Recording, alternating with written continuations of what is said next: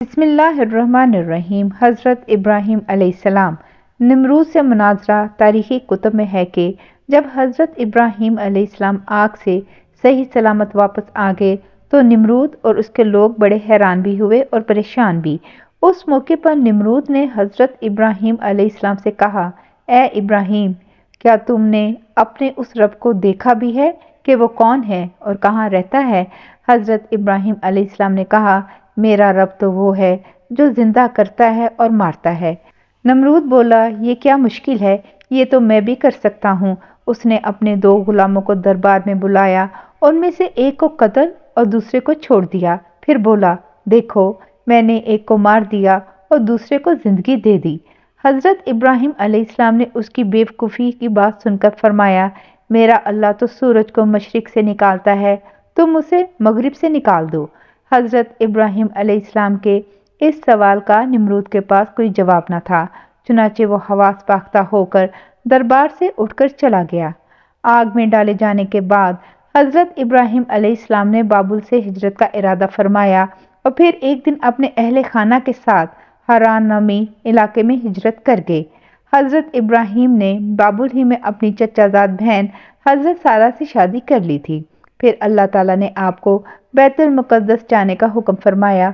उस वक्त आपकी उम्र 75 साल थी। बैतुल मुक़द्दस में कुछ अरसा क़याम के बाद आप मिस्र हिजरत कर गए। हज़रत इब्राहीम जिस वक्त मिस्र पहुंचे तो वहाँ फ़िरऔनों की हुकूमत थी और अमर बिन अमरुल कैस वहाँ का फ़िरौन था जो नहायत अय्याश, जालिम और जाबर था।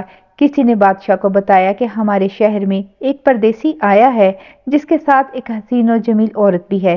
फ़िरौन ने यह सुनकर फौरी तौर पर हज़रत इब्राहीम को दरबार में तलब किया और हज़रत सारा के बारे में सवाल जवाब किए। हज़रत सारा अल्लाह की बरगज़ीदा बंदी थी और उन्हें अपने अल्लाह पर बड़ा यकीन था। चुनाचे वह तलब करने पर बादशाह के पास तशरीफ़ ले गई।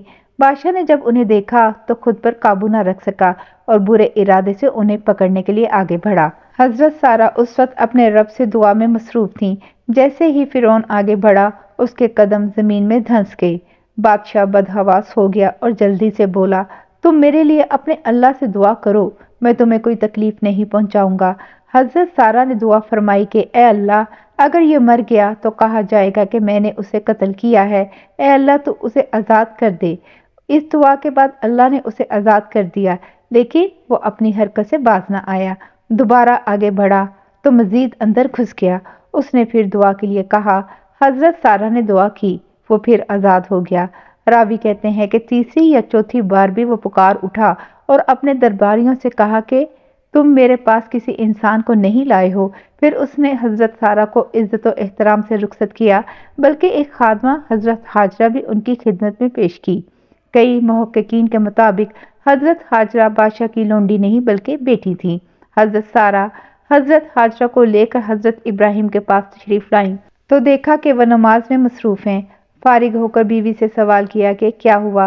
हज़रत सारा ने जवाब दिया कि अल्लाह ने काफिर के मकर को रद्द कर दिया और फाजर की बुराई को उसके सीने में दफन कर दिया। इस वाक़ये के बाद हज़रत इब्राहीम दोबारा फ़लस्तीन मुंतकिल हो गए। कुछ अरसा बीता तो एक दिन हज़रत सारा ने हज़रत इब्राहीम से फरमाया कि मैं चाहती हूँ कि आप हाजरा से निकाह कर लें, शायद अल्लाह आपको औलाद की नेमत से नवाज से। उस वक्त तक आपके औलाद नहीं हुई थी और फिर हज़रत सारा ने आपका निकाह हज़रत हाजरा से करवा दिया। अल्लाह ताला ने साल भर बाद ही हज़रत हाजरा के बतन से हज़रत इस्माइल को पैदा फरमाया। बादअज़ां हज़रत इब्राहीम अल्लाह ताला के हुक्म से हज़रत हाजरा और नौमलूद बेटे को लेकर फ़लस्तीन से नामालूम मंजिल की जानब चल पड़े। हज़रत इब्राहीम अपनी ज़ोजा और लखते जिगर के साथ सहराओं, पहाड़ों और मैदानों को अबूर करते हुए एक ऐसी वादी में पहुंचे जहां दूर दूर तक ना चरिंद परिंद थे और ना ही पानी का नामो निशान। लेकिन हैरान कुन तौर पर इस वादी के दरमियान एक बूढ़ा दरख्त न जाने कब से अपने मकीनों के इंतजार में तन्हा खड़ा था।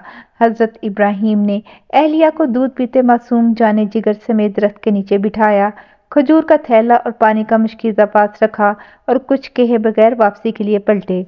हज़रत हाजरा ने जब ये देखा तो लपक का दामन पकड़ा और बोली, ए इब्राहीम, हमें इस दश्त बियाबान में छोड़कर कहाँ जा रहे हैं? हज़रत हाजरा के बार बार फरियाद करने पर भी आप खामोश रहे तो उन्होंने अर्ज़ किया, ए इब्राहीम, क्या ये अल्लाह का हुक्म है? آپ نے فرمایا ہاں۔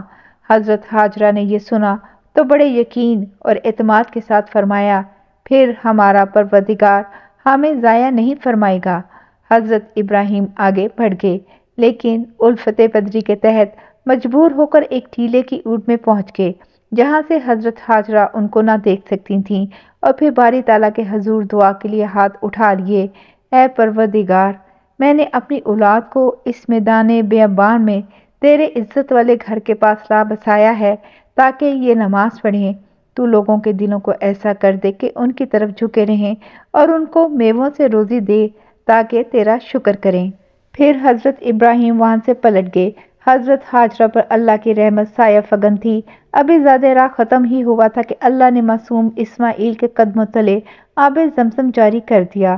حضرت عبداللہ بن عباس سے مروی ہے کہ نبی کریم صلی اللہ علیہ وآلہ وسلم نے فرمایا اللہ پاک حضرت اسماعیل کی والدہ پر رحمت فرمائے، اگر وہ پانی سے چلو نہ بھرتیں، اسے بہنے دیتیں تو وہ ایک بہتے ہوئے چشمے کی صورت اختیار کر لیتا۔ کچھ ہی عرصہ گزرا تھا کہ بنو جرہم کا قبیلہ حضرت ہاجرہ کی اجازت سے وہاں آباد ہو گیا، اور پھر اللہ عز و جل نے جلد ہی اس غیر آباد وادی کو شہر میں بدل دیا۔ حضرت ابراہیم کی عمر 100 سال اور حضرت سارہ کی عمر 90 سال تھی جب اللہ تعالیٰ نے انہیں فرشتوں کے ذریعے حضرت اسحاق کی ولادت کی خوشخبری سنائی۔ ارشاد باری تعالیٰ ہے ہم نے اس کو اسحاق کی اور اسحاق کے بعد یعقوب کی خوشخبری دی۔ اس نے کہا ہے میرا بچہ ہوگا، میں تو بڑھیا ہوں اور میرے میاں بھی بوڑھے ہیں، یہ تو بڑی عجیب بات ہے۔ انہوں نے کہا کیا تم اللہ کی قدرت سے تعجب کرتی ہو؟ اے اہل بیت، تم پر اللہ کی رحمت اور اس کی برکتیں ہیں۔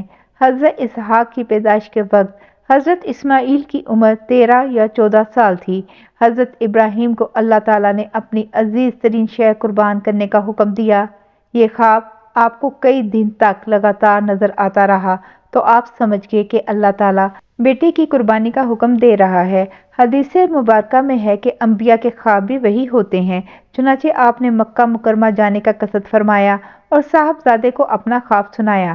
اللہ عز و جل قرآن کریم میں فرماتا ہے اور جب وہ ان کے ساتھ دوڑنے کی عمر کو پہنچا تو ابراہیم نے کہا بیٹا میں خواب میں دیکھتا ہوں کہ گویا تم کو ذبح کر رہا ہوں، تو تم سوچو کہ تمہارا کیا خیال ہے؟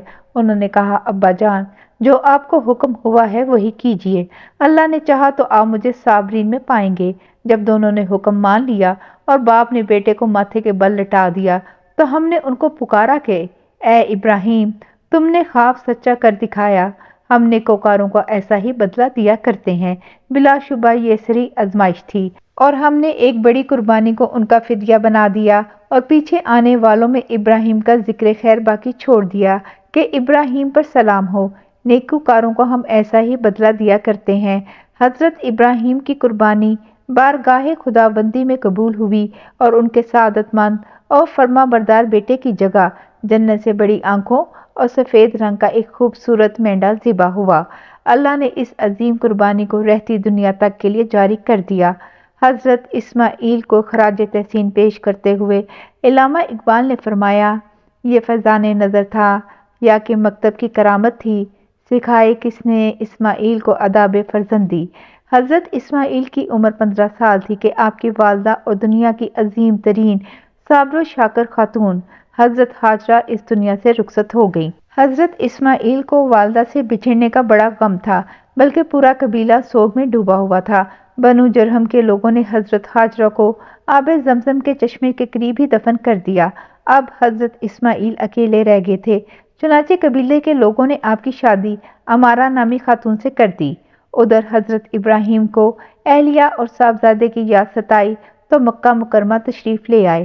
صاحبزادے کے گھر کا دروازہ کھٹکھٹایا۔ حضرت اسماعیل گھر پر نہ تھے۔ ان کی اہلیہ کے سرد مہری اور نامناسب رویے کی بنا پر گھر کی چوکھٹ تبدیل کرنے کا مشورہ دے کر چلے گئے۔ حضرت اسماعیل گھر آئے اور والد کا پیغام ملا تو اہلیہ کو طلاق دے دی۔ کچھ عرصے بعد حضرت ابراہیم پھر تشریف لائے۔ اس مرتبہ بھی حضرت اسماعیل گھر پر موجود نہ تھے۔ دروازہ کھٹکھٹایا تو اہلیہ نے دروازہ کھولا۔ یہ بنو جرہم کے سردار مزاز بن عمرو کی صاحبزادی تھیں۔ انہوں نے حضرت ابراہیم کو نہایت عزت و احترام کے ساتھ گھر کے اندر بلایا، ان کی خاطر مدارت کی ان کے ہر سوال کے جواب میں اللہ کا شکر ادا کیا۔ حضرت ابراہیم بہت خوش ہوئے اور فرمایا، اسماعیل آئے تو کہنا تیرے گھر کی چوکھٹ بہت اچھی ہے، اسے تبدیل نہ کرنا۔ اللہ تعالیٰ نے حضرت ابراہیم علیہ السلام کو حکم دیا کہ میرے گھر کی تعمیر کرو۔ چنانچہ ایک بار پھر حضرت ابراہیم علیہ السلام مکہ مکرمہ تشریف لائے، حضرت اسماعیل کو ساتھ لیا اور حضرت جبرائیل کی نشاندہی اور مدد سے بیت اللہ شریف کی تعمیر شروع کر دی۔ حضرت اسماعیل پتھر اور مٹی کا گارا دیتے جاتے تھے۔ قرآن پاک میں ہے کہ جب ابراہیم اور اسماعیل بیت اللہ کی بنیادیں اونچی کر رہے تھے تو دعا بھی کرتے جا رہے تھے کہ اے ہمارے پروردگار، ہم سے یہ خدمت قبول فرما، بے شک تو سننے والا اور جاننے والا ہے۔ جب دیواریں اونچی ہو گئیں تو انہیں مزید اونچا کرنے کے لیے حضرت اسماعیل حضرت جبرائیل کی نشاندہی پر ایک پتھر لے آئے، جس پر چڑھ کر حضرت ابراہیم علیہ السلام کعبے کی دیواریں بلند کرنے لگے۔ یہ پتھر خود کار زینے کی طرح اوپر نیچے اور دائیں بائیں حرکت کرتا۔ جنت کے اس پتھر پر حضرت ابراہیم کے قدموں کے نشان آج بھی موجود ہیں۔ پہلے یہ پتھر ملتزم اور حجر اسود کے درمیان کعبہ شریف کی دیوار سے منسلک تھا، پھر حضرت عمر فاروق نے اپنے دور خلافت میں اسے وہاں سے ہٹا کر موجودہ جگہ نصب فرمایا۔ کعبۃ اللہ کی تعمیر کے بعد حضرت جبرائیل کی نشاندہی پر حضرت اسماعیل جبل ابو قیس کے، جس کی آغوش میں جنت کا ایک اور یاقوت حجر اسود محفوظ تھا، اسے حضرت ابراہیم نے کعبہ شریف کے جنوبی کونے میں نصب فرمایا۔ ترمذی شریف کی ایک حدیث ہے کہ رسول اللہ نے فرمایا، حجر اسود جنت سے آیا ہوا پتھر ہے، یہ دودھ سے زیادہ سفید تھا، بنی آدم کے گناہوں نے اسے سیاہ کر دیا۔ بیت اللہ شریف کی تعمیر سے فارغ ہونے کے بعد اللہ تعالیٰ نے حکم دیا، لوگوں میں حج کا اعلان کر دو۔ یہ اللہ تعالیٰ کی قدرت ہے کہ مکے کے ایک پہاڑ کی چوٹی سے بلند ہونے والی یہ صدائے دل نواز دنیا کے کونے کونے تک پہنچ گئی۔ قرۂ ارض و سما پر حاضر روح نے اسے سنا۔ اللہ عز و جل نے حضرت ابراہیم خلیل اللہ کو دو عظیم فرزند عطا فرمائے اور دونوں کو نبوت سے سرفراز فرمایا۔ ایک حضرت اسماعیل علیہ السلام جو حضرت ہاجرہ کے بطن سے پیدا ہوئے، اور دوسرے حضرت اسحاق علیہ السلام جو حضرت سارہ کے بطن سے پیدا ہوئے۔ حضرت اسماعیل کی نسل سے عرب کے تمام قبائل وجود میں آئے۔ آپ کی اولاد میں سے امام الانبیاء، آقائے دو جہاں، خاتم النبیین حضرت محمد مصطفیٰ صلی اللہ علیہ وآلہ وسلم دنیا میں رونق افروز ہوئے، جبکہ حضرت اسحاق علیہ السلام سے حضرت یعقوب علیہ السلام پیدا ہوئے، جنہیں اسرائیل بھی کہا جاتا ہے، اور اسی لیے ان کی نسل کو بنی اسرائیل کہتے ہیں۔ بنی اسرائیل میں سے جو انبیاء دنیا میں مبعوث ہوئے ان کی تعداد بہت زیادہ ہے، تاہم بنی اسرائیل میں نبوت کا سلسلہ حضرت عیسیٰ علیہ السلام پر ختم ہوا۔ حضرت ابراہیم علیہ السلام کائنات کی تخلیق پر غور و فکر کرتے اور اس کی اصلیت معلوم کرنے کی جستجو میں رہا کرتے تھے۔ ایک دن اللہ تعالیٰ سے عرض کیا، اے معبود حقیقی، میں یہ دیکھنا چاہتا ہوں کہ تم مردوں کو کس طرح زندہ کرے گا۔ قرآن پاک میں اس واقعے کا یوں ذکر کیا گیا ہے، اور جب ابراہیم نے اللہ سے کہا کہ اے پروردگار، مجھے دکھا کہ تم مردوں کو کس طرح زندہ کرے گا، اللہ تعالیٰ نے فرمایا، کیا تم نے اس بات کو باور نہیں کیا؟ انہوں نے کہا، کیوں نہیں، لیکن میں دیکھنا اس لیے چاہتا ہوں کہ میرا دل اطمینان کامل حاصل کرے۔ اللہ نے فرمایا، 4 پرندے پکڑ کر اپنے پاس منگوا لو اور ٹکڑے ٹکڑے کر دو، پھر ان کا ایک ایک ٹکڑا ہر ایک پہاڑ پر رکھ دو، پھر ان کو بلاؤ تو وہ تمہارے پاس دوڑتے چلے آئیں گے، اور جان رکھو کہ اللہ غالب اور صاحب حکمت ہے۔ چنانچہ اللہ تعالیٰ کے حکم سے چاروں پہاڑوں پر رکھے ہوئے پرندوں کے مختلف اعضاء ان کی طرف آتے رہے اور جڑتے رہے، یہاں تک کہ ان کے بدن کے تمام اجزاء آپس میں جڑ گئے، ان پر پہلے کی طرح پر آ گئے اور وہ زندہ ہو کر اڑ گئے۔ روایت میں ہے کہ اللہ نے متکبر اور جابر نمرود اور اس کے لشکر کو تباہ و برباد کرنے کے لیے مچھروں کے ایک گول کو بھیجا۔ زہریلے مچھروں کے ایک بڑے لشکر نے نمرود کی فوج پر حملہ کر دیا اور انہیں بے جان ہڈیوں کے ڈھانچوں میں تبدیل کر دیا۔ انہی میں سے ایک مچھر بادشاہ نمرود کی ناک کے اندر گھس گیا اور اسے عذاب الہی کا مزہ چکھاتا رہا۔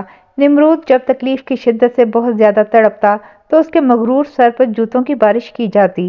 سر پر جوتے پڑنے سے مچھر کچھ دیر کے لیے رکتا، جس کی وجہ سے تکلیف میں وقتی طور پر کمی آتی، لیکن کچھ ہی دیر بعد تکلیف میں پھر اضافہ ہو جاتا، اور پھر ایک طویل مدت بعد وہی چھوٹا سا مچھر اس کے دنیا سے نیست و نابود ہونے کی وجہ بنا۔